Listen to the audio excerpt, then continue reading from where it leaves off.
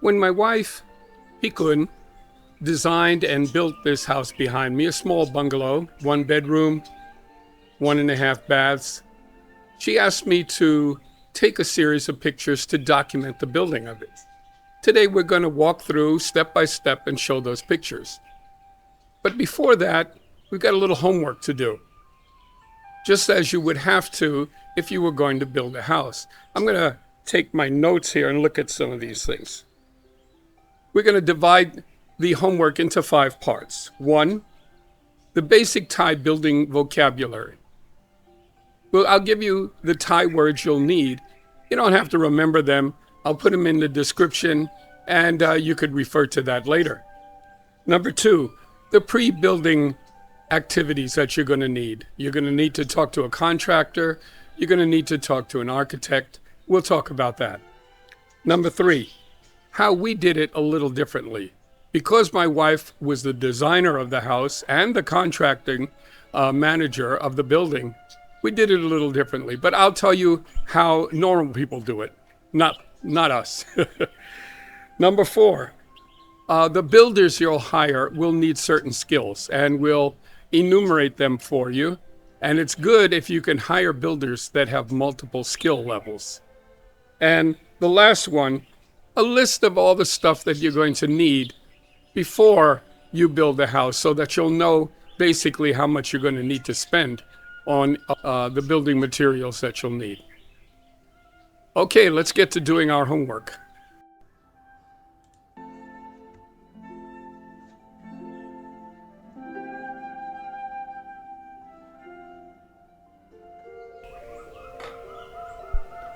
The first item on our homework list is the Thai specialized construction vocabulary you're going to need.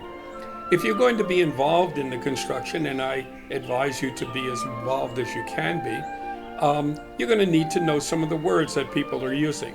Now, I'm going to put a list in the description of a lot of the words that you're going to need, but let me give you a few examples of what I'm talking about. The word for land in Thai is tidin, and you're going to need tidin if you're going to build a house.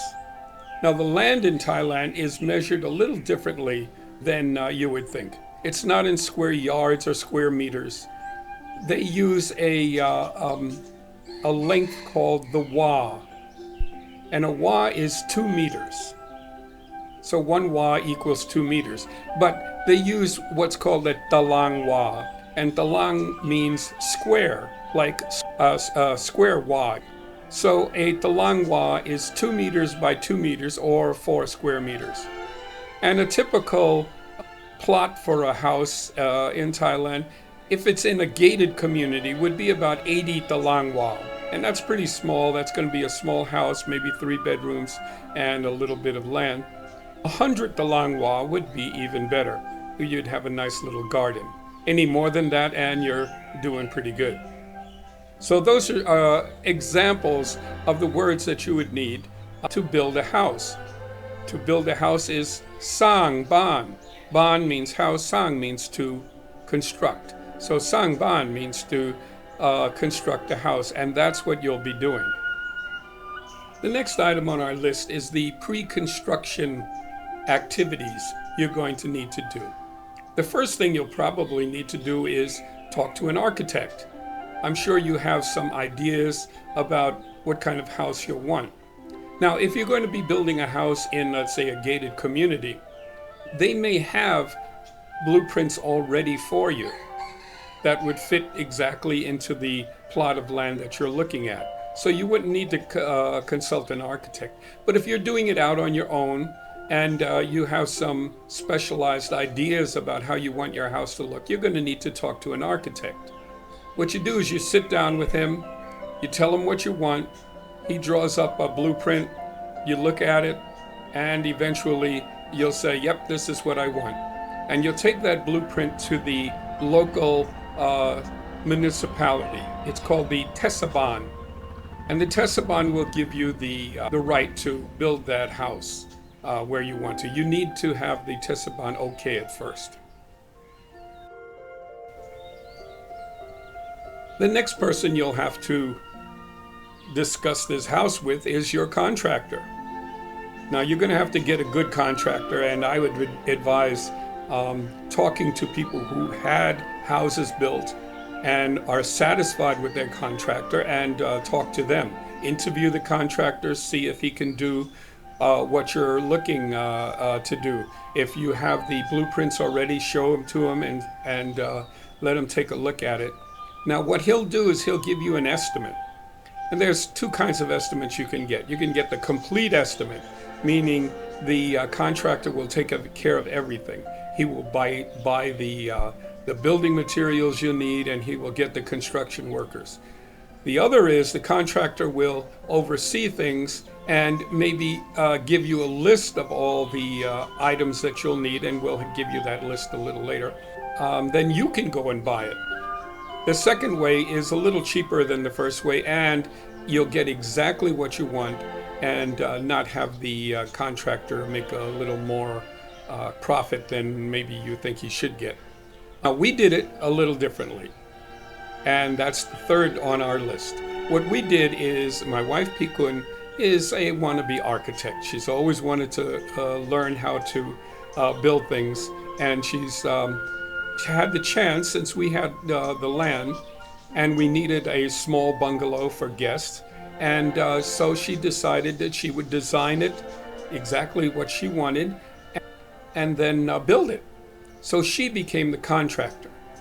She hired all the workers, and these were workers that we knew who had worked for us before and we trusted, and she had the design that she worked with the architect with.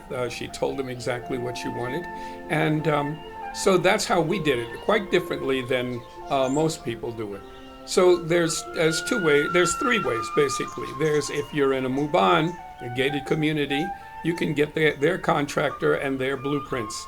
If you are outside of a Muban, you'll have to work with your own architect and your own contractor. And the third is you could be the contractor yourself.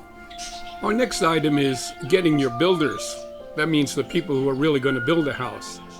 Now, if you have a contractor who's going to do the whole deal for you, he'll get his own builders. But if you are going to do it on your own, you'll have to get builders that you can trust. Luckily, we had some builders that had done extra work for us before, and we knew that they had the skills. But let me walk through some of the skills that you're going to need if you're going to build a house. And by the way, if you can get builders who have multiple skills, that would be the best. So here's some of the skills that you're going to need. You're going to need people who know how to build foundations. And later, when you see our pictures, we'll talk more about how those foundations are built. You're going to need cement people who know how to deal with cement. You're going to be using cement for the floors and for the posts and for your walls. You'll need people who know how to build floors. Floors are not a simple thing. It starts off being cement, and then there'll be tiles on top of that. So you'll need tilers too. Complicated because you have to build the frames first and then put the roofing on top of that. So it's a multiple skill item here. You'll need bricklayers, door and window framers, electricians, and plumbers. And I'm sure I'm leaving some things out because there's lots and lots of work to be done.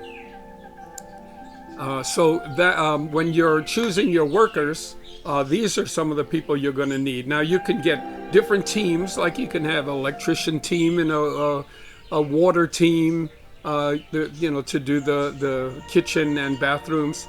You can have teams that just do roofing, and we have a couple of people who do our frames, our door frames and our window frames, and then they put in the doors and windows. So these are some of the things you need to think about. And the last item is all the stuff you're going to need. You're going to need to buy all the materials to build your house with. Let me give you a few examples, and we'll put this list in the description for you. Okay, this list will be in your description, but I'll give you a couple of examples of what we're talking about. You'll need steel. You'll need the big steel for the roofing, and you'll need other steel for other parts of the house. You'll need bricks, lots and lots of bricks. You'll need cement. Now there's two ways you're going to deal with cement. One is by the big cement trucks, and the other is bags of cement. And we'll talk about the differences later when I show you the photos. You'll need sand and gravel for the cement, windows and frames, doors, frames, knobs, locks, latches. You'll need the roofing tiles, floor tiles, and all the kitchen and bathroom equipment that you'll need. So the list will be in the description, and I'm sure you're going to be able to add to that list. It's not an exhaustive list. So that's your homework. Now let's take a look at our pictures of how we built this house.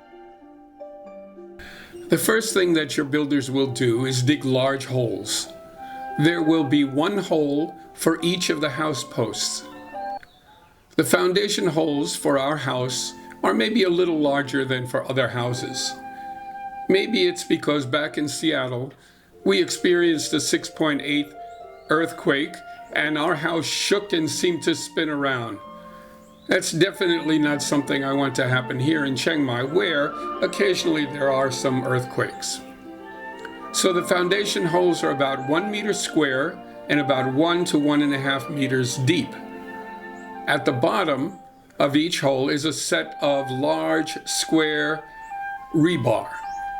Then the large foundation holes are filled with concrete up to ground level and allowed to cure for a few days. This house is not going to spin around in an earthquake. The rebar is then extended up to the specified ceiling height to form the house posts. The rebar posts are then framed with wood. This wood is rented and we'll return it after we're finished. The posts are then filled by hand with concrete. All this is allowed to cure for a few days, and then we're ready for the next stage. It had begun to rain when we started to pour the floors, so things got a bit sloppy. Since this is a big concrete job, we had to get one of those concrete trucks to pour the floor. The builders knew how much we needed and how much we had to order. For smaller jobs, we needed bags of cement, and the builders would mix it with sand and gravel. But the floor was a big job.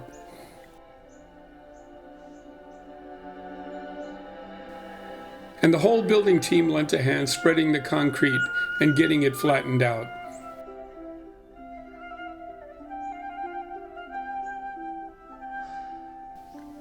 Once the concrete was cured, they started to lay the tiles.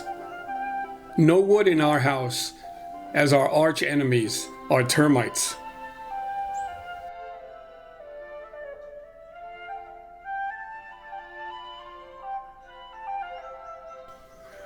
The roofers need to be multi-skilled. They need to know how to design a sturdy roof. They need welding skills. We ended up buying a welding machine. That's come in real handy. And finally, they need to know how to lay the roofing tiles. Most of this happening high above us.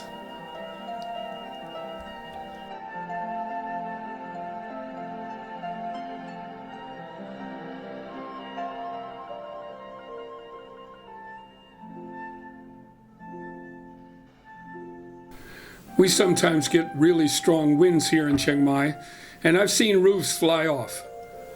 Not ours. We had some really good roofers.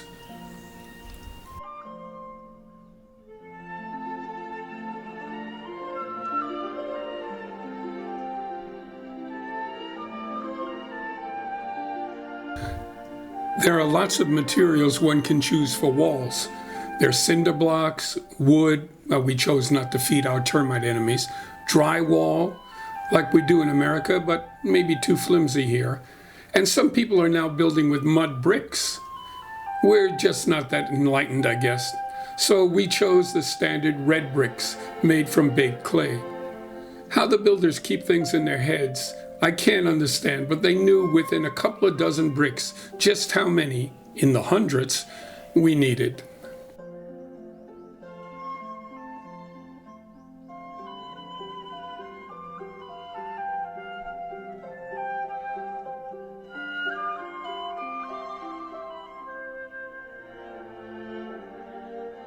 After laying the bricks, where real skill is needed, they overlaid them with cement. We left the walls that way and simply painted over them.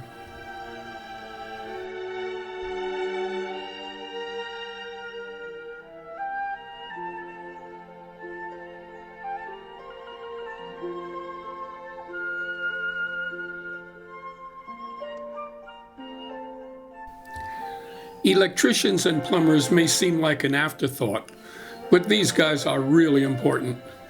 Electricians have to know wiring and outlets and how to connect to the city wires and making sure that everything is grounded. They need to know about your lighting too. Plumbers need to know how septic tanks work and how much water you'll be using. Shortchanging here will bite you down the line.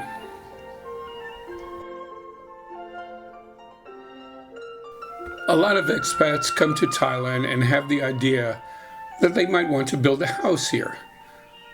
Most I have run into never built a house anywhere before.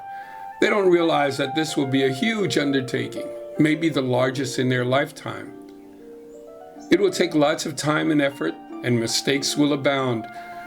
With no building experience, it would probably be best to rent or buy a pre-owned house.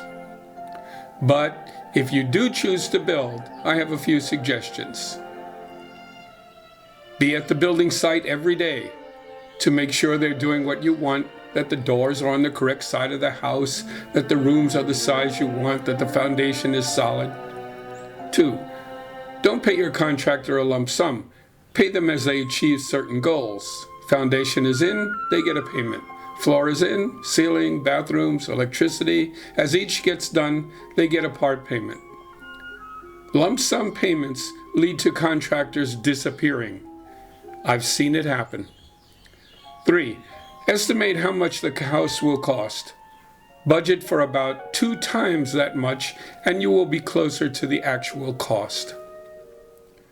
Wishing you the best, and that your blood pressure doesn't get too high, and you are still speaking to your spouse after it is all over. Thanks for watching.